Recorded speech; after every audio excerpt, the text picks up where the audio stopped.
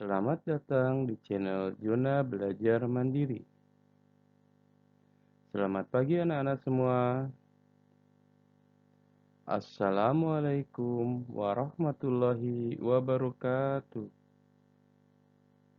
Silakan anak-anak semua, bagi yang belum subscribe, klik subscribe-nya, kemudian klik tanda like-nya, dan jangan lupa pijit tanda lonceng, agar anak-anak semua bisa mendapatkan update kiriman video pembelajaran terbaru dari admin. Anak-anak semua, hari ini kita akan melanjutkan pembelajaran tema 7, subtema 3, pembelajaran 1 dan 2. Pada pembelajaran kali ini kita masih membahas tentang kepemimpinan dengan judul Ayo Memimpin. Pada tema 7, subtema 3, pembelajaran 1 dan 2, kita akan membahas muatan PPKN dengan KD 3.1 dan 3.2, di mana pada pembelajaran kali ini kita akan mempelajari rasa bersyukur kepada Tuhan Yang Maha Esa atas nilai-nilai Pancasila secara utuh sebagai satu kesatuan dan bersikap penuh tanggung jawab sesuai nilai-nilai Pancasila dalam kehidupan sehari-hari. Yang kemudian akan kita lanjutkan dengan bahasa Indonesia KD 3.3 dengan materi pembelajaran mengenai menggali isi teks pidato yang didengar dan dibaca. Selanjutnya, kita akan membahas tentang IPA dengan KD 3.2. Kita masih akan membahas tentang ciri-ciri pubertas serta menghubungkan ciri pubertas pada laki-laki dan perempuan dengan kesehatan reproduksi, dan akan diakhiri dengan materi SBDP KD-nya 3.2. Kita hari ini akan membahas tentang memahami interval nada.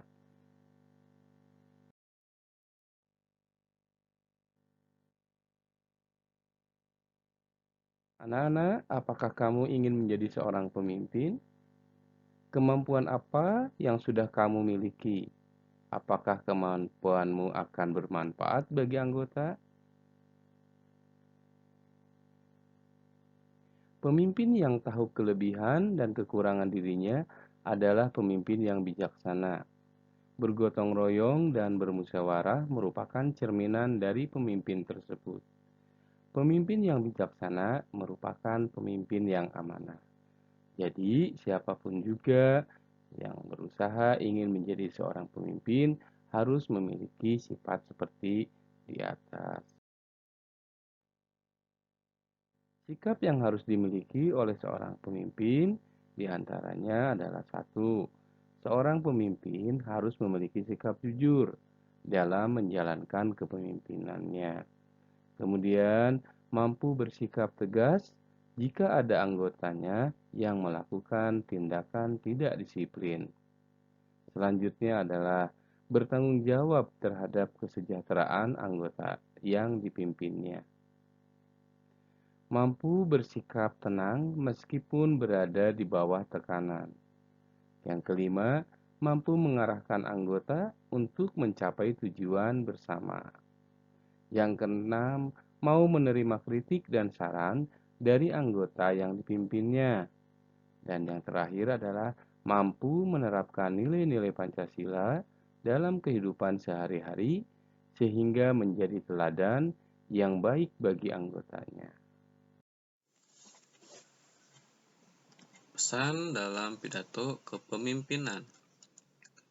Pesan yang disampaikan dalam pidato ada yang disampaikan secara langsung dan tidak langsung. Nah, pesan yang disampaikan secara langsung misalnya dalam bentuk ajakan atau imbauan.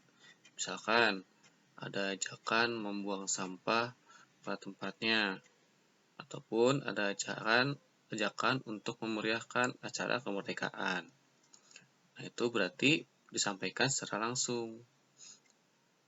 Ada juga pesan disampaikan secara tidak langsung, biasanya dalam bentuk pernyataan tersirat.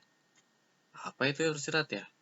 Nah, tersirat itu maksudnya pesan yang dalam bentuk maknanya. Jadi kita harus mengetahui maknanya, tidak secara langsung.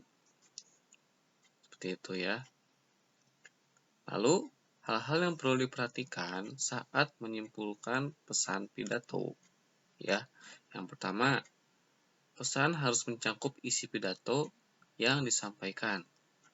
Yang kedua, pesan bukanlah ringkasan pidato, tapi berupa penafsiran pendengar terhadap hal-hal yang disampaikan oleh orator atau pembicara ketika berpidato.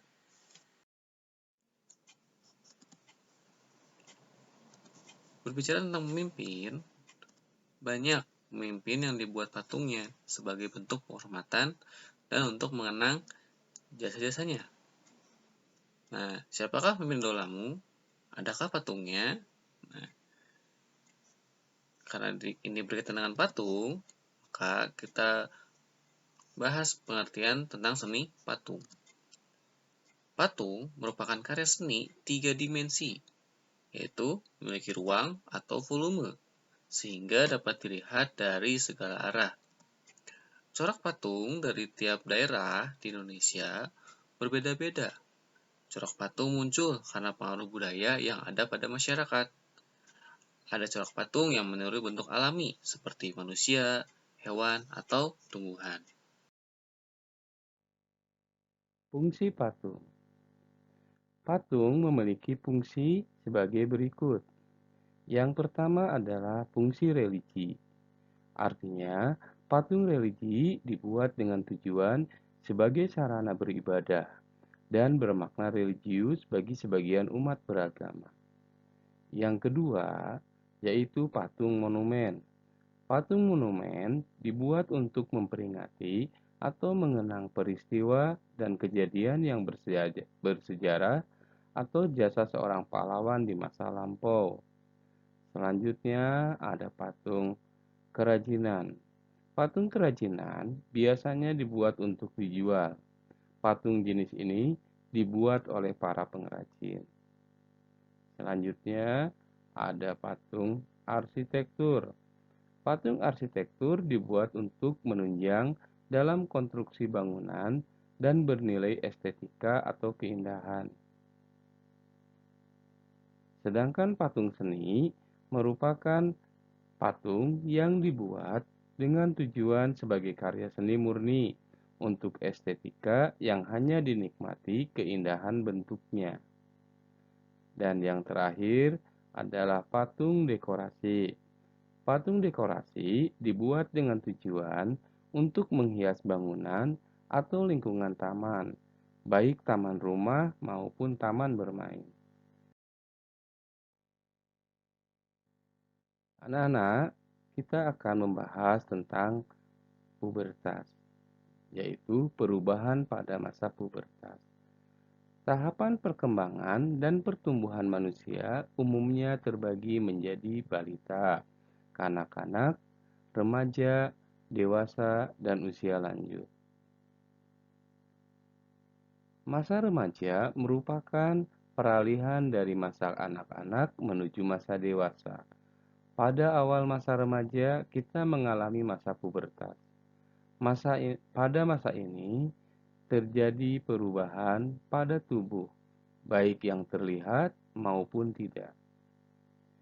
Di dalam tubuh, hormon reproduksi mulai dihasilkan. Pada perempuan, hormon ini akan mengakibatkan sel telur matang. Pada laki-laki, hormon reproduksi akan mengakibatkan tubuh memproduksi sel sperma. Jika sel telur dan sel sperma bertemu, dapat terjadi pembuahan dan tumbuh menjadi bayi.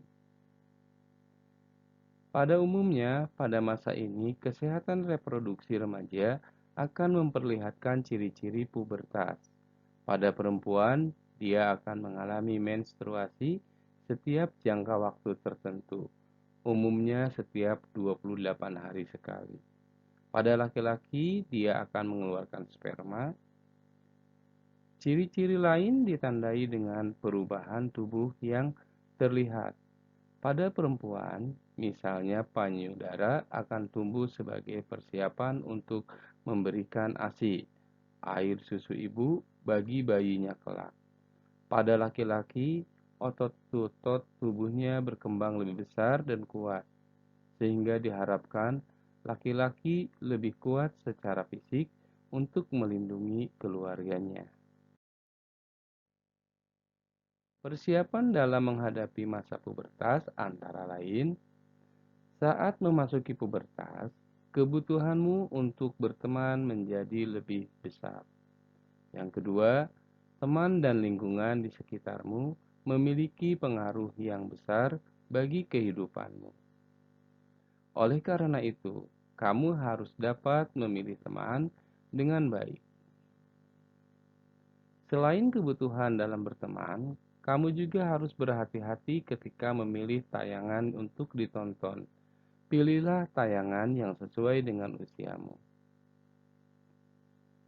Saat memasuki masa pubertas, kita juga harus menggunakan toilet yang terpisah, khusus untuk laki-laki ataupun perempuan.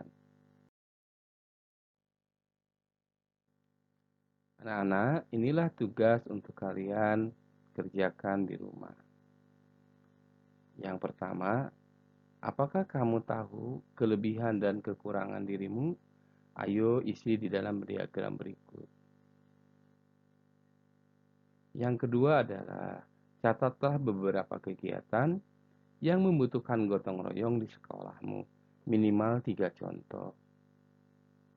Yang ketiga, persiapan apa yang harus dilakukan untuk menghadapi masa pubertas, minimal 3 persiapan yang harus kamu berikan jawabannya. Dan yang keempat, carilah informasi mengenai hal-hal berikut. Yang pertama, ciri-ciri patung, jenis-jenis patung, dan bahan pembuat patung. Silakan dikerjakan dengan baik, hasilnya nanti dikumpulkan kepada guru kelasmu masing-masing.